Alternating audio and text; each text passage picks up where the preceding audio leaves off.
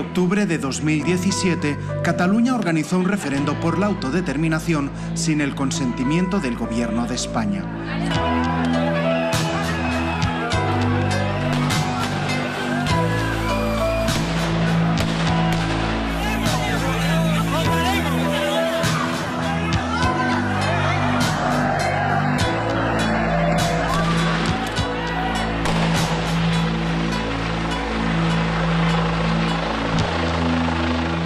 Días después, el Parlamento de esta comunidad autónoma declaró la independencia. Sin embargo, esta no se llegó a hacer efectiva. La celebración de este acto de participación ciudadana, duramente reprimido por la policía española, acabó con la intervención de la autonomía catalana, el encarcelamiento de 9 líderes independentistas y el exilio de 7 más. Para argumentar la causa penal contra el independentismo, la justicia española atribuyó el uso de la violencia a los partidarios de la secesión. Políticos y medios se sumaron a este relato. Pero, ¿hubo realmente violencia?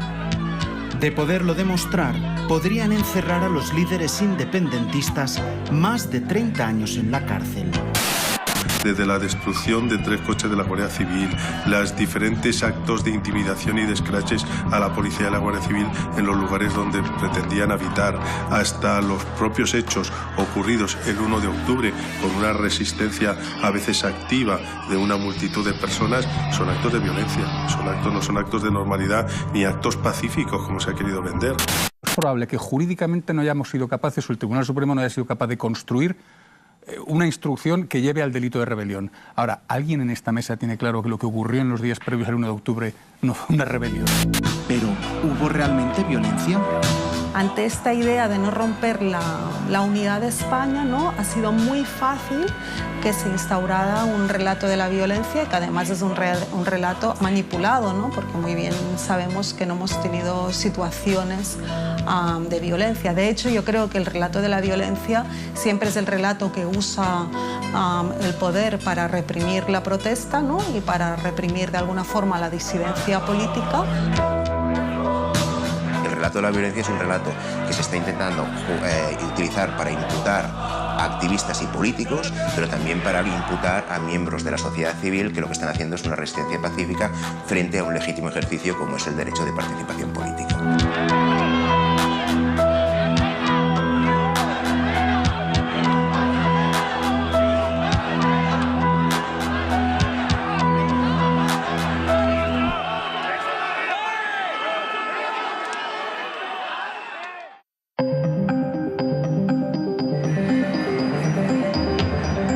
Cataluña es portada en todos los medios internacionales desde que en 2012 comenzó a movilizar a millones de ciudadanos en sus calles en un reclamo por la independencia. Un sentimiento identitario profundamente arraigado al territorio, así como la recentralización de España, liderada por las élites políticas de Madrid, fueron las principales causas del crecimiento del secesionismo, una opción política que cuenta, sin embargo, con por lo menos 3 siglos de vida. Ante el reclamo masivo de unas movilizaciones históricas en Europa, los dirigentes políticos catalanes recogieron el guante de la voluntad de muchos y empezaron a trabajar para la celebración de un referendo que revelara si en Cataluña hay una mayoría a favor de la autodeterminación o no. O referéndum o referéndum. Tras pedir la autorización al Gobierno de España para celebrarlo y que éste lo denegara hasta en 18 ocasiones, y después de una consulta popular en 2014, Carles Puigdemont optó por celebrarlo de forma unilateral y vinculante. Voleu que Catalunya sigui un estat independent en forma de república? La fecha de la convocatoria electoral fue el 1 de octubre de 2017. Al gobierno de Mariano Rajoy no le gustó nada. A los catalanes unionistas tampoco. A medida que se acercaba la fecha, había más tensión.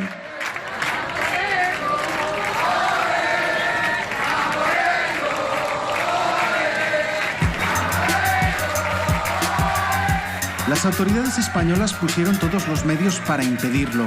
La presencia de entre 7.000 y 10.000 policías llegados expresamente de otras partes de España para reprimir el referendo generaron mucho malestar.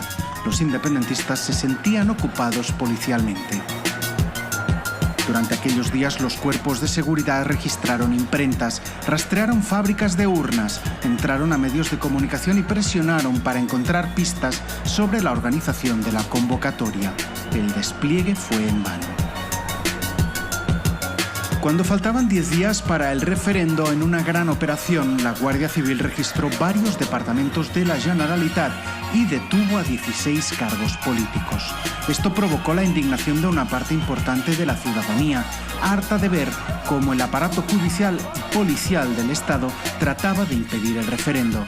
Y aquí es donde comenzó el relato de la violencia. Aquel día, la intervención policial provocó numerosas concentraciones espontáneas en la calle. La principal fue ante la sede del Departamento de Economía. El unionismo acusó a los independentistas de impedir que los agentes de seguridad trabajaran con normalidad. Centraron sus miradas en cómo quedaron los coches de la Guardia Civil aparcados delante del edificio después del registro. El aparato mediático del Estado español fue el primero en contar el relato de la violencia. Los líderes políticos también se sumaron a la tesis rápidamente. Es evidente que hubo obstrucción a la justicia, es evidente que hubo estragos, es evidente que hubo asedio a la autoridad judicial. Es que lo que sucedió el 20 de septiembre no era una manifestación pacífica. Y la jueza, evidentemente, aplica las leyes. Pacíficas, no. Ya está bien, ¿no? Es decir, hay que decir que no eran pacíficas, eran violentas. Es porque, hombre, 3 coches de la Guardia Civil no se destrozan por arte de magia, sino porque ha habido una actitud violenta. Días después, la juez de la Audiencia Nacional, Carmen Lamela, envió a cárcel preventiva a Jordi Sánchez y Jordi Cuixart, presidentes de la Asamblea Nacional Catalana y Òmnium Cultural respectivamente, acusándolos de haber orquestado las protestas.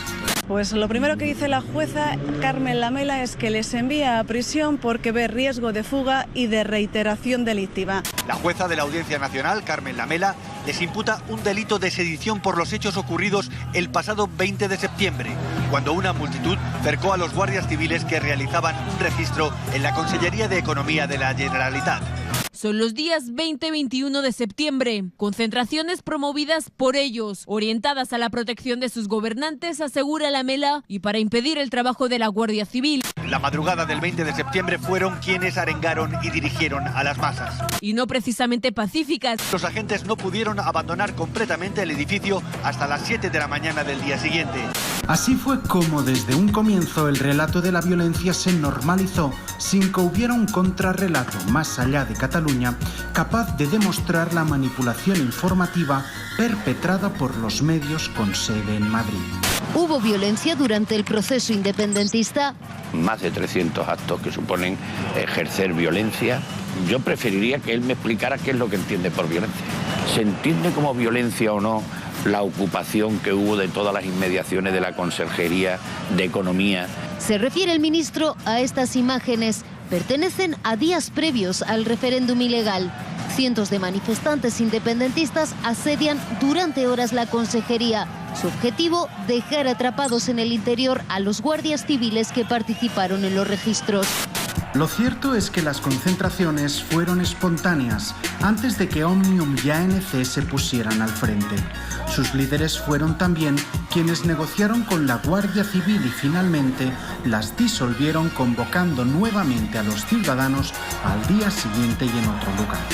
Meses más tarde, cuando el Tribunal Supremo se encargó de la principal causa contra el independentismo, el juez Llarena dijo en su auto de procesamiento que según los convocantes las fuerzas policiales españolas habían declarado la guerra a quienes querían votar en el referendo y tildó de asedio la principal concentración de aquel día. Habla del vandalismo desplegado, de la actitud desafiante de quienes supuestamente convocaron. Se refiere a las protestas como un violento levantamiento o como revueltas en las que los manifestantes persisten en los comportamientos criminales y por todo ello suponen un ataque al Estado constitucional.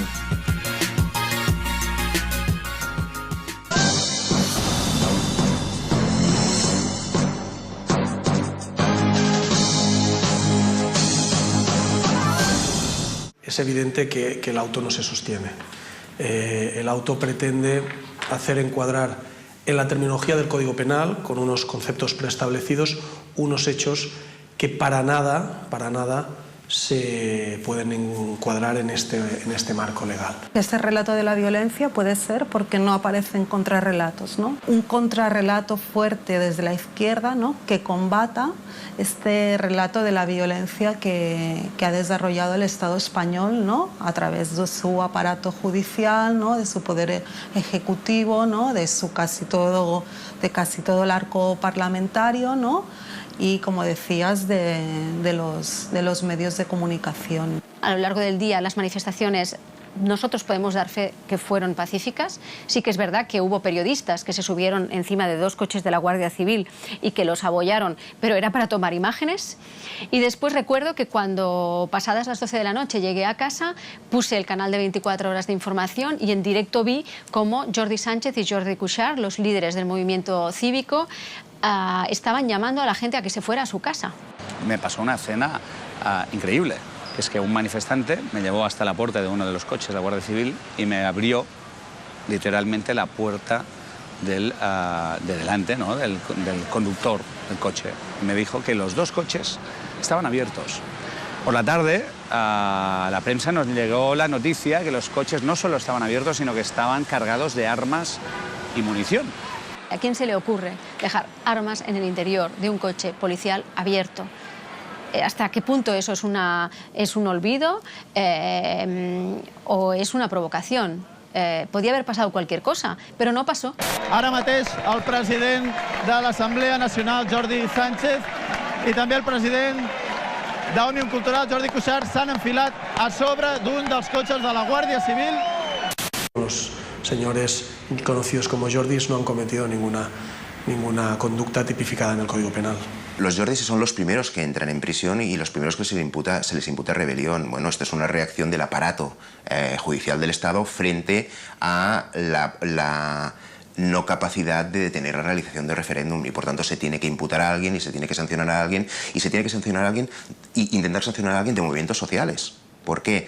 Porque esto es fruto de que compartas o no compartas una voluntad de la sociedad de participar en un referéndum. El papel de ellos fue de gestionar a la masa de gente para que se tranquilizara y alertar que cualquier persona que causara incidentes fuera aislada por el resto de manifestantes, que por suerte no pasó, ¿no? Se subieron al coche de la Guardia Civil precisamente para, y esto está grabado, los medios de comunicación que han querido lo han emitido así, sin tergiversar las imágenes, se subieron para solicitar a la gente que abandonara el lugar, que se retiraran, que la convocatoria había sido un éxito y que ya se podían retirar, no para incitar a las masas a ningún acto ilegal o tumultuario, que es la palabra que se está utilizando, dado que es la única que cabía en el Código Penal. D'una manera tranquil·la. Avui, en pocs moments, dissolguem aquesta convocatòria. Vemos que no hay ningún tipo de violencia y en todo caso ellos que están en prisión por esto son los que están intentando parar que algunos manifestantes no realicen daños públicos o daños contra la propiedad, pero en ningún momento hay una violencia que se puede equiparar al concepto de rebelión. No me gusta que la gente suba encima de los coches de la Guardia Civil y que haya un riesgo de que alguien pueda abrir una puerta de un coche con armas en el interior. No me gusta, pero eso no es violencia. Meses más tarde supimos que el relato de la violencia comenzó a construirse antes de las protestas. Así lo reflejó uno de los abogados de Carles Puigdemont en la televisión pública catalana. Antes de la presentación de la querella y antes del 1 de octubre y antes del 20 de septiembre, el fiscal señor Massa, según documentación que nosotros hemos descubierto en el procedimiento alemán, ya estaba investigando al gobierno de Cataluña. Eso está documentado. ¿Por qué? Porque el juez Llarena, cuando se desesperó y mandó toda la documentación a Alemania, se le colaron unos documentos que parece que no deberíamos de haber visto. Clar, però l'1 d'octubre ja estava anunciat. Sí, pero incluso antes. Porque mi pregunta es, ¿cómo se puede estar investigando una sedición del 20 de septiembre, por ejemplo el 14 de septiembre, si no se ha producido, o una rebelión del 1 de octubre, el 14 de septiembre, que es hasta donde tenemos documentación? El día que tengamos toda la documentación, tal vez la historia se va a escribir de otra forma, ¿no? El 1 de octubre llegó. Ante las amenazas de cerrar escuelas y retirar urnas, miles de ciudadanos se concentraron desde muy temprano ante los centros electorales. Pero los refuerzos policiales reunidos en Cataluña se presentaron pronto ante los colegios y trataron de impedir la convocatoria a través de la fuerza. Las imágenes de las cargas dieron la vuelta al mundo.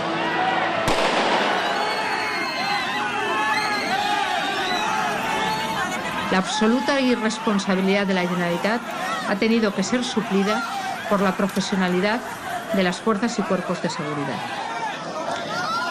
Ellos han cumplido las órdenes de la justicia, han actuado con profesionalidad y de modo proporcional y proporcionado.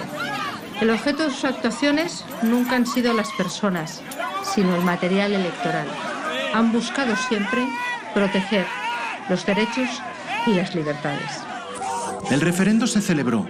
Varias decenas de ciudadanos anónimos, de forma clandestina, habían logrado entrar las urnas a Cataluña sin que se supiera de dónde venían y las guardaron en casas particulares. Aquel éxito de convocatoria supuso un revés al Estado español, que vio con impotencia cómo, a pesar de la represión, más de 2 millones de ciudadanos votaban a favor de la libertad. Las primeras reacciones fueron las de negar lo evidente. Hoy no ha habido un referéndum de autodeterminación en Cataluña. Hoy no hemos asistido a ninguna suerte de consulta, sino a una mera escenificación. La justicia consideró que el referendo podía significar una escalada de violencia, con brotes importantes de enfrentamiento, y que por lo que aportaba a la seguridad, se debía eludir la votación del día 1 de octubre. Pero la violencia que hubo fue la policial. ¿En qué cabeza cabe que pueda haber que alguien pueda asumir políticamente una imagen que sea un policía pegando a una señora mayor protegiendo una urna? ¿En qué cabeza cabe? Bueno, pues cabe. En la cabeza de Mariano Rajoy, en la cabeza del ministro Zoido, cabe que se puede pegar a gente porque quieren votar en un referéndum que podían haber desactivado de 1000 maneras.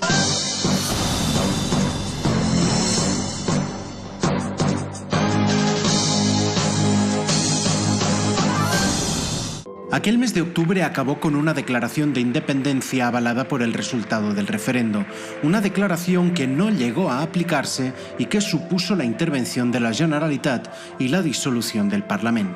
9 personas acabaron en prisión, entre ellos el vicepresidente catalán Oriol Junqueras, y 7 más marcharon de España para buscar el paraguas de la justicia europea, entre ellos el presidente Carles Puigdemont.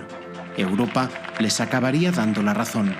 Pero el relato de la violencia estaba plenamente instaurado en la sociedad española, gracias a la cual se podían activar los delitos de sedición y rebelión del Código Penal. Es lo que pretendía el juez Llarena. En la página 56 del auto de procesamiento dice: actúa violentamente quien lo hace de manera violenta, lo que no presenta un contenido típico plenamente coincidente con actuar con violencia. Las palabras tanto tumulto como violencia como rebelión son palabras que para el Código Penal tienen un cargado contenido violento. Es decir, la violencia no es ideológica, no es como dice el auto del señor Llarena, hubiera llegado a poder pasar. O sea, es siempre en sentido penal la realidad cierta de una intervención con fuerza para conseguir un fin ilegítimo. Él necesita que exista violencia o demostrar la violencia para poder imputar el delito de rebelión. Y es cuando analizamos todas las instrucciones y todas las interlocutorias del juez de Llarena que vemos que hay una violencia contradictoria y errática. Es un absurdo jurídico, más allá de la ideología de cada uno, que se pretenda hacer encuadrar estos hechos en un delito de violencia, de tumulto y en una construcción hipotética de un acto de rebelión. Cómo él busca la violencia y cómo él busca demostrar que existe violencia. Cuatro formas. La primera forma, lo que él dice es que hay una violencia reactiva, es decir, reactiva frente a presiones por parte de fuerzas de seguridad del Estado. Los manifestantes reaccionaron de forma leve pero de forma violenta. La segunda forma que él busca es una violencia que es una violencia intimidatoria. Dice, no hace falta que existan lesiones para que exista violencia, sino como una masa enfervorecida salió a la calle, esto intimidó y ahí él intenta demostrar la violencia por este aspecto. Otra tercera forma de violencia que él intenta encontrar es la violencia sin violencia, la violencia incruenta. Él dice, cuando se juzgó por el golpe de Estado el 23 de febrero del 81 en España, el golpe de Estado de Tejero, se fue al Congreso con armas, no hubo violencia, pero pudo provocar violencia.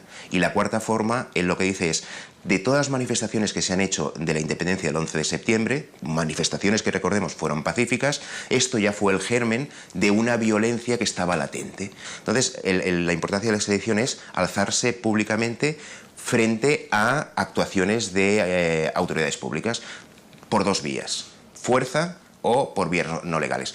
Fuerza no hay, ¿por qué? Porque si hubiera fuerza sería rebelión, y hemos dicho que no hay rebelión. Y por vías no legales lo que implica es oponerse a que determinados funcionarios públicos pudieran, por ejemplo, el día del registro en la Consejería de Economía, pudieran realizar este registro. Bien, esto por vías no legales es ejercer el derecho a manifestarse. Y por tanto lo que vemos es que se ejerció el derecho de manifestación. Si en ese momento ahí hubieron incidentes, ¿a quién son atribuibles estos incidentes? No son a los organizadores, sino son a las personas que provocaron estos incidentes, ya sean daños, ya sean lesiones, etcétera, etcétera. El relato de la violencia perpetrado por el Estado español fue desmontado completamente cuando Alemania, durante el proceso de extradición de Carles Puigdemont, advirtió contundentemente que no había habido violencia alguna durante la carrera soberanista catalana. Una tesis compartida por Bélgica meses atrás en el marco de las euroórdenes dictadas por Llarena contra los independentistas exiliados. Pero el Estado español seguía con su relato, sobre todo después de la Semana Santa del 2018, cuando los comités de defensa de la República cortaron carreteras, levantaron peajes e incluso quemaron neumáticos en medio de la calzada. Con este relato se criminalizó al independentismo y se creó otro de paralelo. Los secesionistas eran causantes de la fractura social en Cataluña. El poder siempre construye relatos, ¿no?, criminalizando, ¿no?, estigmatizando, ¿no?, culpabilizando, ¿no?, la resistencia, ¿no?, o quien de alguna forma le presenta, sí, resistencias o demandas que no puede asumir, ¿no? Entonces estas son las estrategias siempre del poder, ¿no? Y aparte de esto, a veces su estrategia es fracturar, ¿no? Para criminalizar necesita fracturar entre buenos y malos, ¿no? Y yo lo que creo que ha hecho el Estado español con todo su aparato, ¿no?, incluidos los medios de comunicación, es intentar fracturar la sociedad catalana, ¿no? Esta es la realidad. La realidad es que en Cataluña está habiendo un incremento cada vez más acelerado de la violencia. Cada vez más acelerada la violencia. Ese es un hecho. Para mí son verdaderas organizaciones delincuenciales, al margen de la ley, desde luego. Bueno, el ambiente es espantoso, espantoso. Está todo el mundo envenenado, no se puede hablar con nadie, la gente tiene miedo, no nos podemos ni defender, mirar cómo han dejado todo. Es una pesadilla vivir en Cataluña.